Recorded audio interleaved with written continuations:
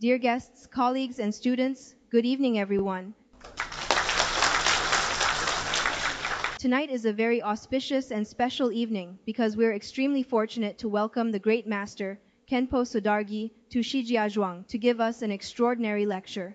Among you here, some are my colleagues, medical staff fighting on the clinical front lines, some are my peers, elites active in the pharmaceutical industry, and some are my juniors. Though you're still students now, you'll surely become pillars who heal and save lives in the future. I want to ask everyone, in busy, tense work, do you have some unresolvable confusion? In heavy academic work and studies, do you also feel hardship and suffering? In daily life, have you felt lost? Have you wavered? We often stand between ideals and reality, yet feel at a loss. We often ask ourselves, how can we hold fast to that inner resolve to heal and save lives? How can we truly draw near to happiness? Tonight, let's together listen to the wise one's inspiration, the noble one's answers. Now please allow me to welcome the Khenpo with a Tibetan phrase, Tashi Delek. May the Khenpo have auspicious fortune.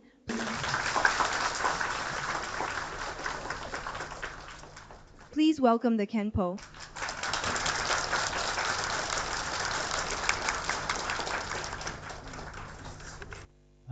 Today, all of us gathered here will study together the heart of a healer.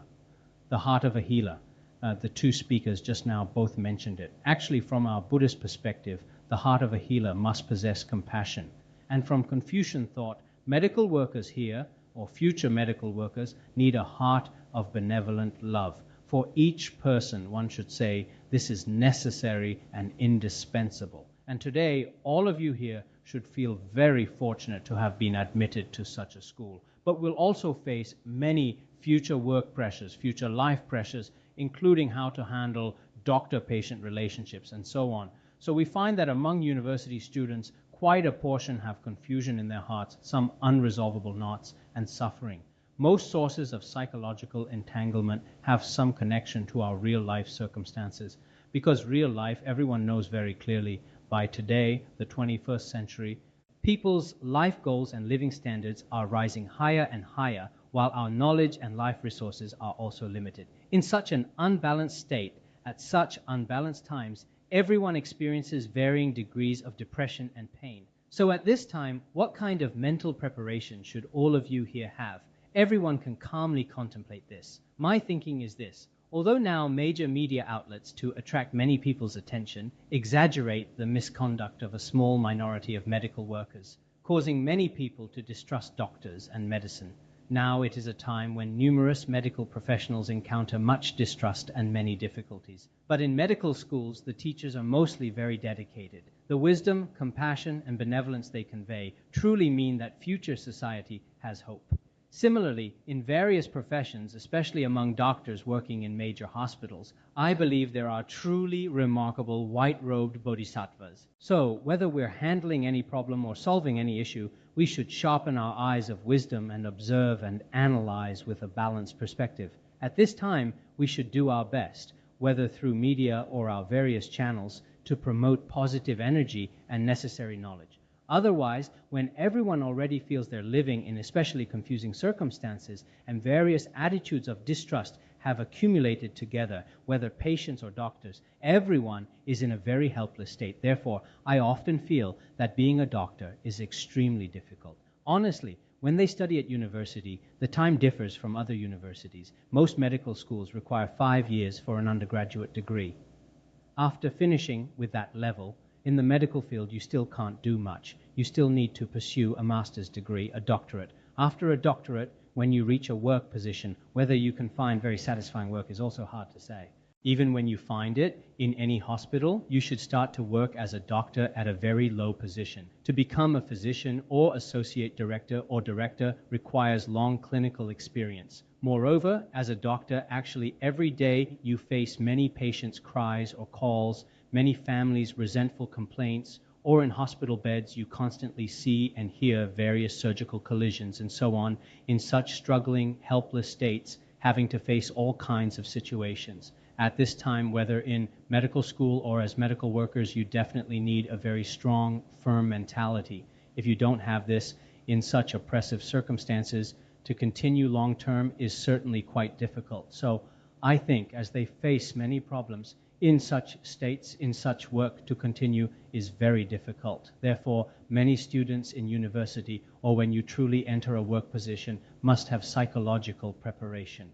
Actually, your initial choice isn't just a profession for making a living. If you want to choose just making a living, actually, in many other capacities you could also get by. But being a doctor is very special because you'll frequently deal with many people's lives. Therefore, many doctors' mentalities now, compared with patients and others' mentalities, doctors' expectations are all different. Everyone knows that now in various hospitals, doctors have a very sincere heart, wanting to help patients relieve their illnesses and suffering. But many patients and their families approach with pickiness, contempt, or a supervisory mentality, constantly monitoring. So their focal points are completely different. If under such mutually distrustful mentalities, at such focal points, it's hard to have a balance. Especially now when some doctor-patient problems arise, many people feel, regardless, once I've paid the money, the doctor must treat me. But for many doctors, the work and price they pay, we probably haven't considered. Many doctors work in medical practice for the long term at such positions. Indeed, whether physically or mentally, it's hard to bear. Perhaps you also know, a while ago, I saw news. A doctor performed brain surgery on a patient continuously for 32 hours because after the first surgery, they needed to do a second brain surgery. 2 days and 1 night after finishing 32 hours, when the patient's condition had completely stabilized, he himself had fainted. When I saw that video, I truly felt doctors are extremely difficult. Moreover, doctors need such morality and such a heart. Without such a heart, you can't be a doctor. Because being a doctor differs from other professions. Doctors are, in Buddhist terms, like a peaceful manifestation, a peaceful deity. They have a very gentle, compassionate, kind heart. If you don't have this mentality, then however good your technique is, however rich your knowledge is, probably in associating with patients, you won't necessarily apply your technique. Such doctors are also very numerous everywhere now. I myself often have poor health. I've been hospitalized in many big cities, Shanghai, Beijing, Chengdu, including Xiamen, and many other places. During my hospitalizations, I found indeed some doctors aren't so good, but these are extremely few. The vast majority of doctors are very dedicated, conscientious, and compassionate. I often also think, without these medical technologies, without these doctors' help, I might have already left this world. I think this from my own experience. So at this time, whether we're observers or when we become patients, we can't look through tinted glasses. The first positioning.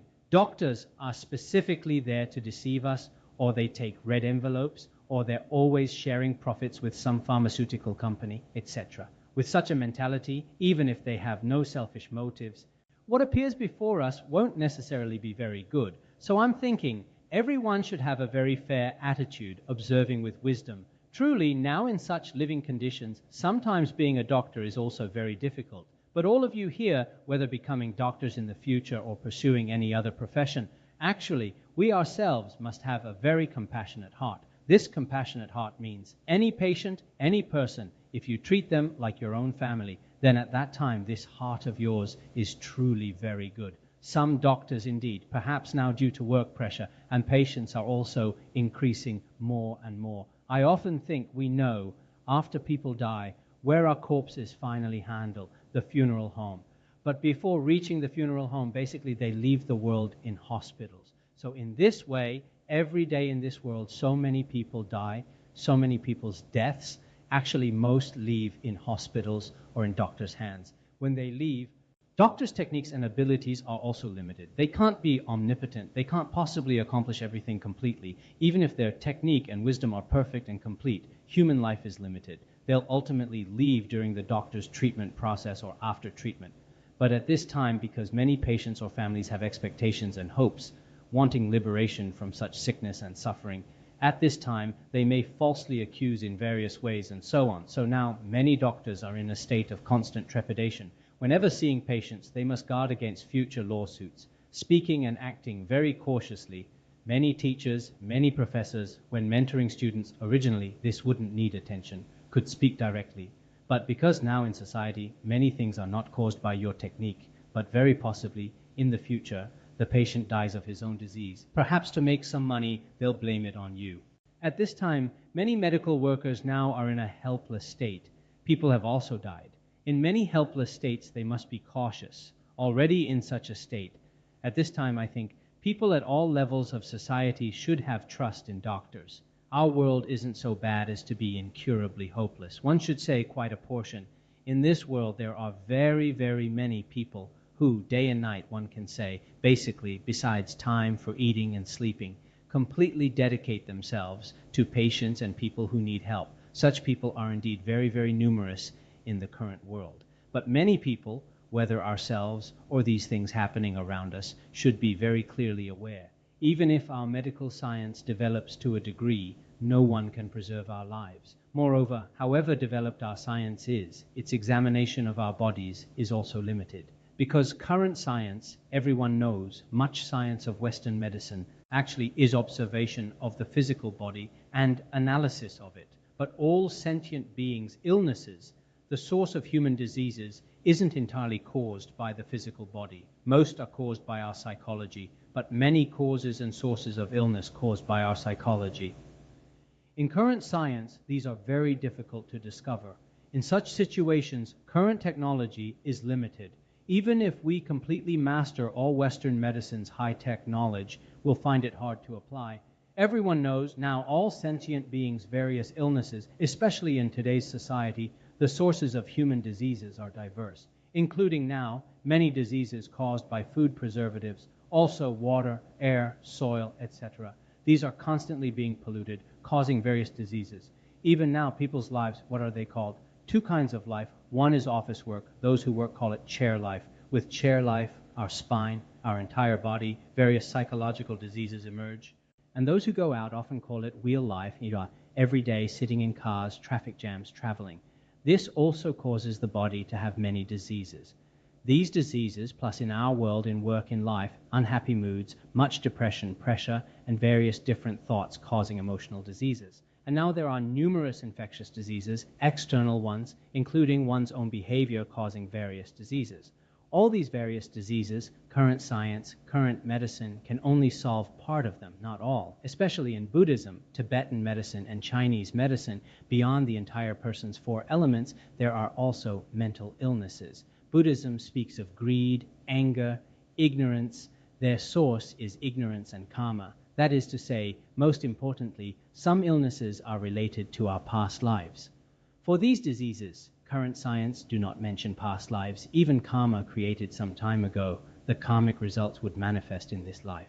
These also cannot be discovered temporarily. Such diseases, modern medicine can be said to have a blank spot, cannot completely treat them. At this time, I think, many people imagine in the future you'll truly, joyfully, or happily reach your medical work position. Around you, you'll discover so much helplessness. We often also hear of some doctors who truly want from their hearts to help patients, but no matter how much money they have, how young they are, when their life ends, no one can retain them. This is what Buddhism calls life's impermanence. Some students and some doctors already understand this psychological state, knowing those around me, no matter how much I exert all my ability, medical skills, and techniques, actually their lives cannot be saved. In such situations, we'll know many profound logical and philosophical truths in Buddhist studies. These truths, I think, are very necessary for you to know while studying. If you know this, when accidents appear in your life, when phenomena beyond your expectations occur, you'll know, oh, this is originally causes and conditions such circumstances. At this time, you'll discover the profound meaning within. Of course, in the treatment process, I especially hope everyone will be careful, because we see now in hospitals, patients are increasing while the number of doctors is limited. If one doctor every day must see many, many patients, the results won't necessarily be good. At this time, I think, in the future, some individuals here will surely become major medical leaders. Some will become pillars of entire hospitals, even more important figures. At that time, if you completely change society's atmosphere, now the healthcare system reform hasn't been completely perfected, so temporarily there are certain difficulties, but at least within your scope, you can adjust many problems. When adjusting problems, I think seeing a doctor should use oneself as an example. If I were to see a doctor and this patient gets 3 or 5 minutes, how would that be? Sometimes when I see doctors, I have strong opinions about some. Originally, registration and queuing are extremely difficult. Last year or the year before, once in Beijing, without telling anyone, I went myself to queue and get medicine. Very early in the morning, I kept queued for a long time, about 3 or 4 hours. Finally, when reaching the expert, the time was extremely short. When the time is so short, there's an indescribable feeling inside. Honestly, at this time, every doctor in the future should imagine each patient as your own parents. If your mother were sick and came, after coming, how would you treat her? We know, perhaps some patients have means. At home they have houses, cars, everything. They bring many people. They look very powerful. But some patients perhaps sold their house, sold their land, even sold all their family property, then came here because they hoped to continue living. Even their whole family sold all property, then came here to see doctors, at such times giving them just a brief moment or treating them with a special attitude. We truly sometimes find it hard to imagine. Once I met a doctor who said he once took his own relative to another hospital to see a doctor. During the treatment process, he discovered, truly, whether seeing a doctor or treating illnesses, for every doctor, they should imagine their own relatives as their object. That way, this is the best method. Therefore, in the future, when many people here become doctors, what's most important for doctors? Treating everyone equally. This I consider extremely important, just as for a Buddhist, a Dharma teaching teacher. Buddhist scriptures require treating all people equally. This for us is also very important. Regarding this, I very much hope Sun Simiao of the Tang Dynasty, medicine king in the Tang Dynasty, everyone should know. Some of his words are very interesting. He himself deeply understood Buddhism, Confucianism, and Taoism, as well as all thoughts and theories of the 100 schools. Such a person. At that time, in the Sui Tang period, he was very famous, called Medicine King. He has a work called The Virtue of a Great Physicians. There's a passage I find excellent. How did he say it? There's something called great physician for all living beings. Doctors should be great physicians for all living beings. What is a great physician for all living beings? It means when a great physician treats illness, first adjust your own mindset. The mind must remain pure, without various desires, demands, selfishness, etc. First adjust, then generate a mind. Use compassionate empathy, that is, compassionate bodhicitta. Then make a vow. What vow? To save all beings suffering. This is mentality. As a doctor, I think this is very important. Every day when going to work, first erase all selfishness. Then, I'll go help patients. I'll go help everyone. This is your mindset. Then, in truly seeing patients, what should you do? Don't differentiate between lowly and noble, poor and wealthy. Don't differentiate between young and old, beautiful and ugly. Don't differentiate between foreign and domestic, wise and unwise, etc. All these, before a doctor, they shouldn't look at appearances.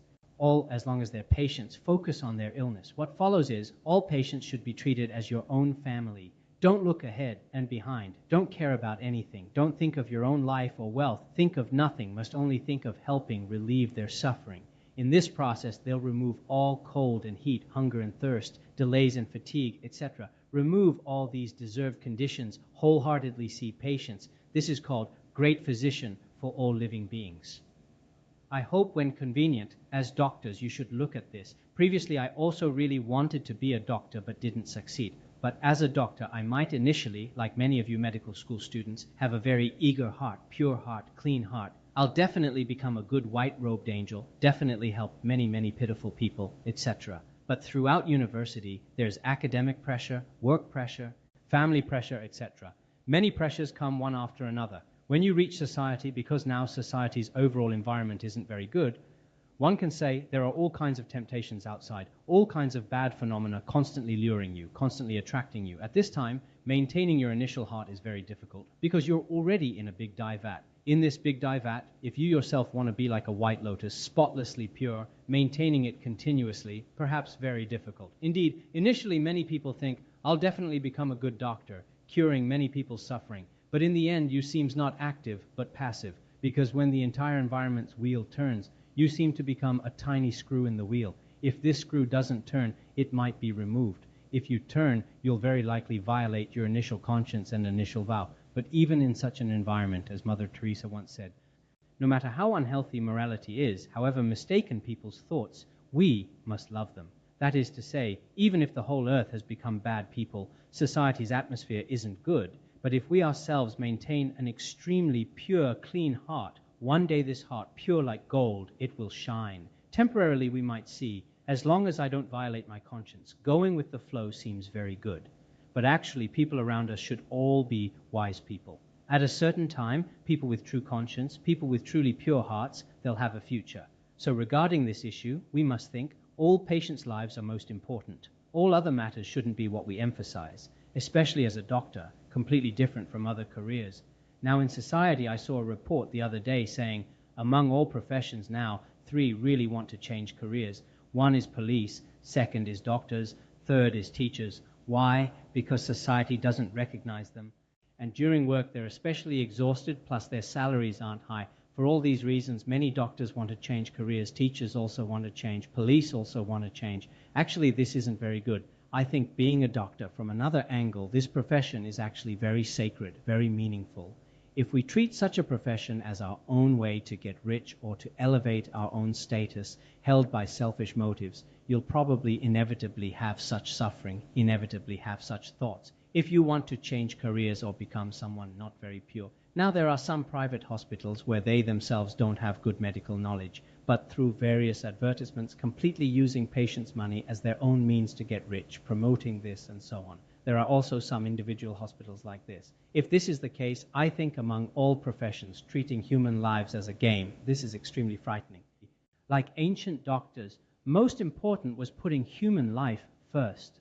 In early Qing dynasty, there was someone called Divine Dr. Wei. Perhaps you know him. How was he? In all his conduct, he put patients' lives first. Once when making a house call to see a patient, the patient was extremely seriously ill, very serious heart disease. After examining, he went home. Then the patient's family noticed under the patient's pillow there had originally been 10 taels of silver, but these 10 taels were missing. After disappearing, they suspected perhaps the doctor stole them, so they went to ask him. When they asked, Divine Dr. Wei admitted it. He said, "Yes, I already stole it. I'm sorry, I can return it to you."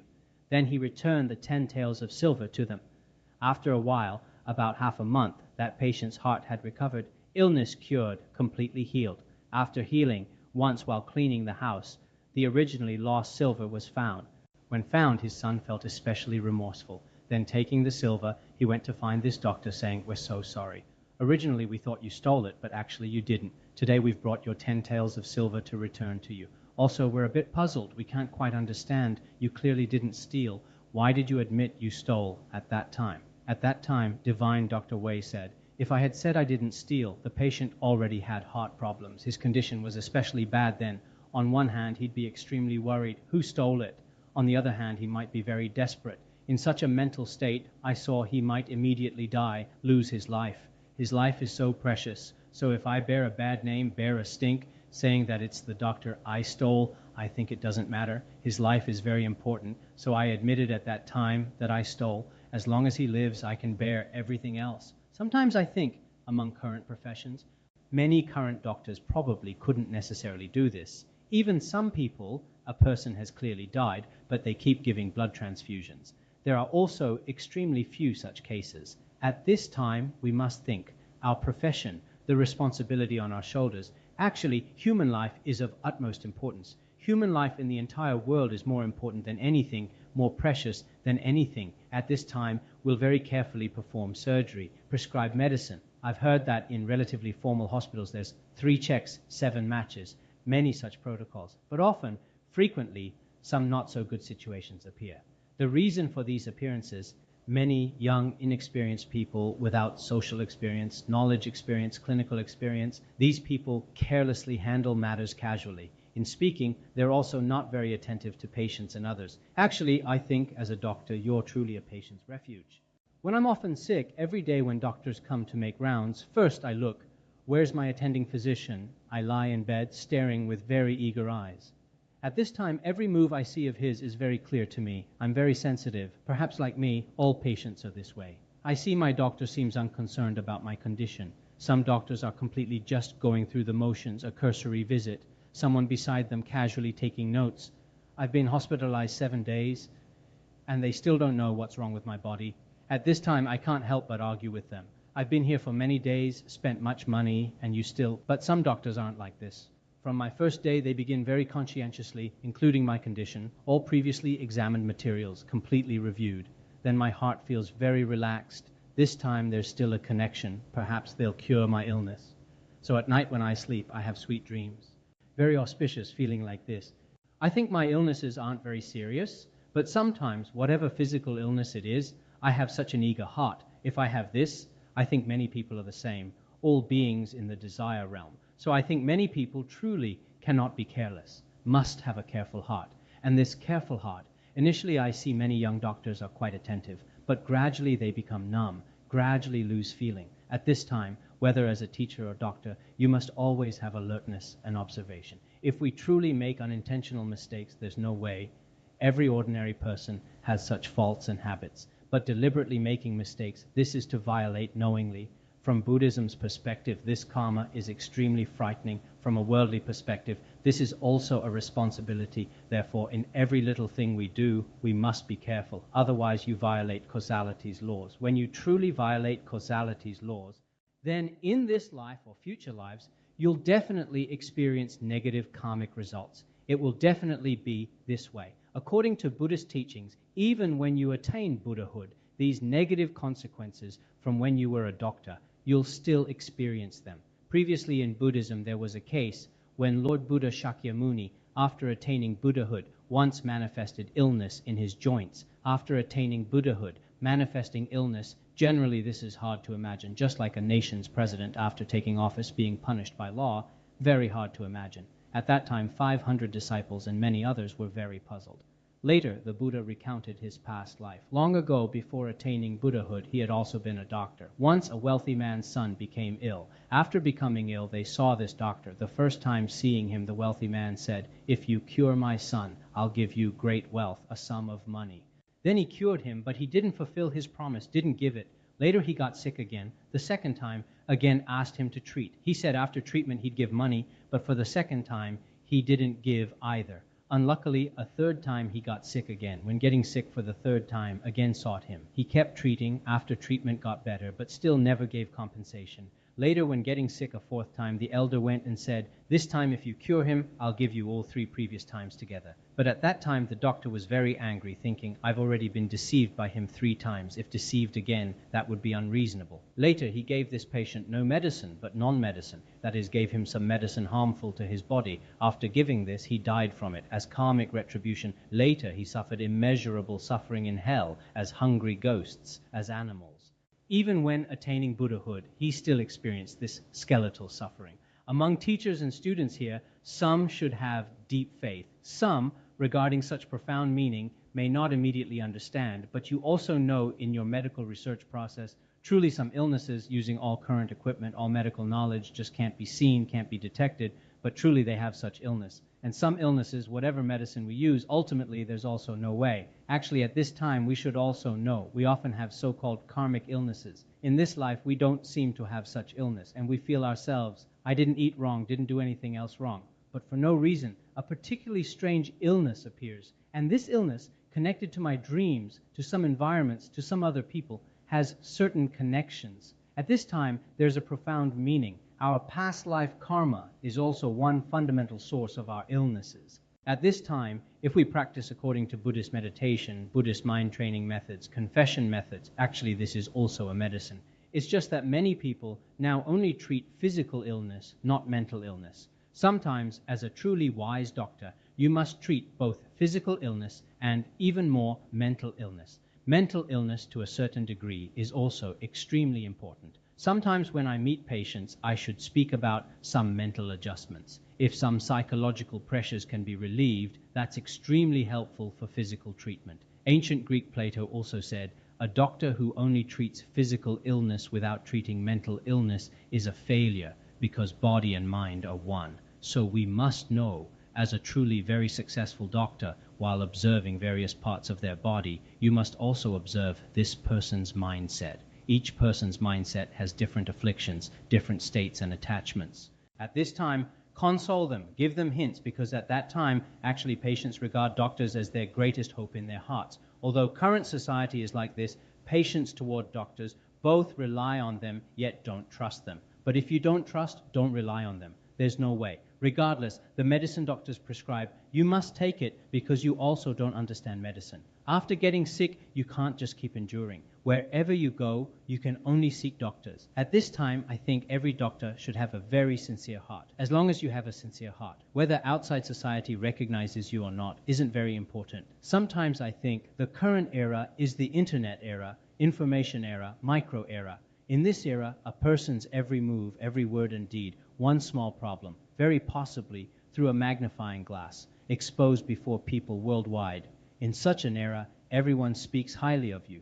Including a good perception of our profession and industry is extremely difficult. Each person should persist in their initial kind heart, compassionate heart, should maintain their own pure conduct. At this time, even if outside comments are various, in our hearts we should be very calm, very pure, very happy. So we must have a truly altruistic heart. While having a truly altruistic heart, very possibly others won't recognize us. When others don't recognize you toward these patients, you must also have a very sincere heart. I heard there's a doctor, when patients don't trust him very much, he'll say, if you were my relative, I'd suggest such and such. From his heart, he gives others such a hint. At this time, patients will all search their hearts. To his own relatives, he'd give advice, surgery or not, take this medicine or not. Because some doctors have awareness, have wisdom to perceive whether patients can trust.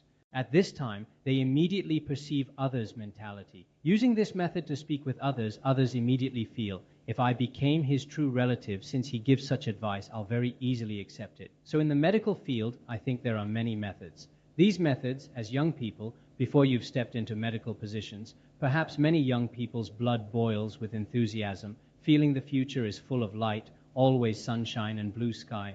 But when you arrive there are also some dark clouds, some smog, some different phenomena. But regardless, we've already chosen this path, no turning back. One can say, when you hit walls, if you want to retreat, there's none. If you want to retreat, it should be before you are admitted to this school. Perhaps choosing another profession would be right. Now, I think this way, as long as we have a very altruistic heart, a mentality to help others, nothing else is very important. At this time, much depression in one's heart can be said to vanish completely, immediately dissipate. If you're completely motivated by selfishness, self-centeredness, then relying on this profession, you compete with others, compare, always unable to reach certain goals. And you see many classmates around me, many people succeeded financially, succeeded in status, succeeded in careers, while in this profession I haven't developed, haven't progressed. Now, many people's success isn't in the efficiency of helping others, and many people's success is just seeing whether this person's status is high or has lots of money. If this person has lots of money, that means they're successful. Actually, our lives aren't measured by money and status. Our true values can be in helping others, altruism, compassion, such spiritual values. If we place all our values on money and material things, actually, there's no difference from some animals.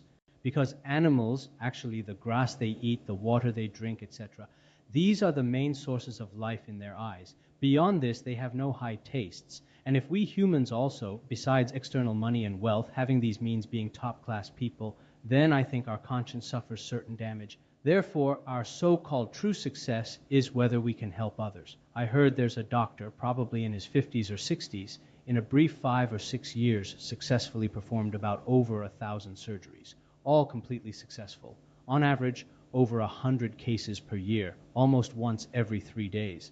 So we often think, how unbearable are the illnesses and sufferings on our own bodies?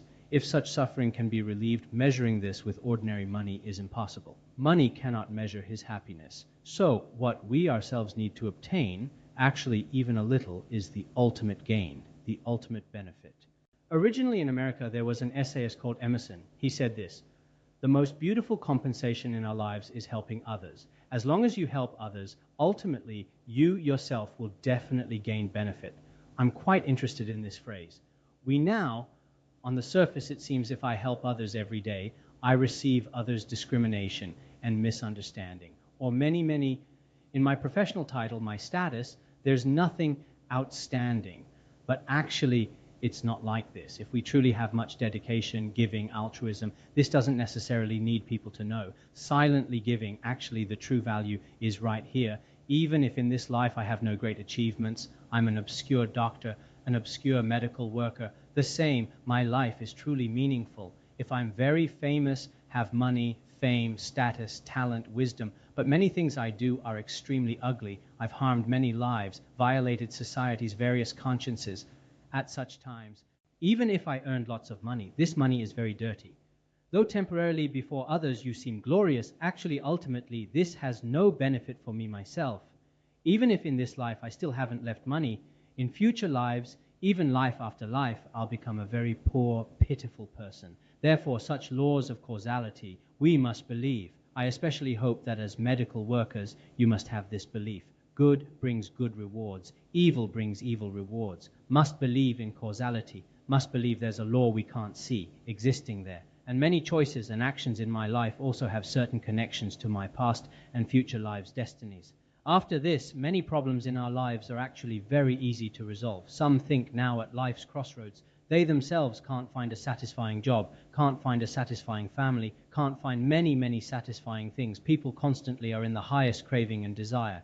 But human desire is an unfillable pit. It's forever a craving. If at a certain point we ourselves have a contented heart, then life is in a happy state. At this time, some current college students and students with psychological syndromes, depression, autism, etc., various diseases will quickly disappear. So as some teachers especially need to give students education on mental health. I often also say some teachers are actually students' future role models. Many doctors in the medical field I know often say, my mentor. In my life, I'm very fortunate because I met him. In life, whatever I encounter, because initially the teacher guided me, now I don't suffer. Now I can resolve things as it comes. Such a mentality is especially important for us, especially in the future, doing any work, doing anything. The mindset must be calm. I heard there's a teacher, a very successful medical professor.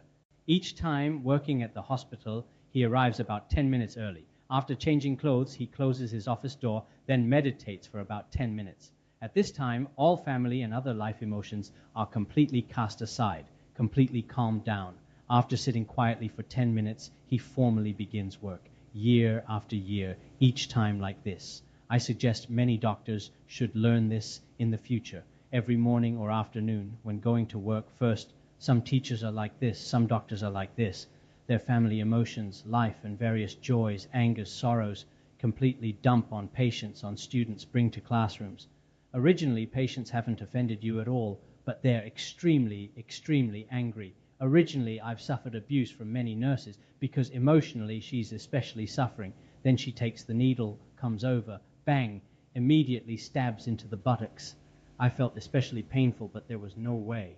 Just very, this kind of thing.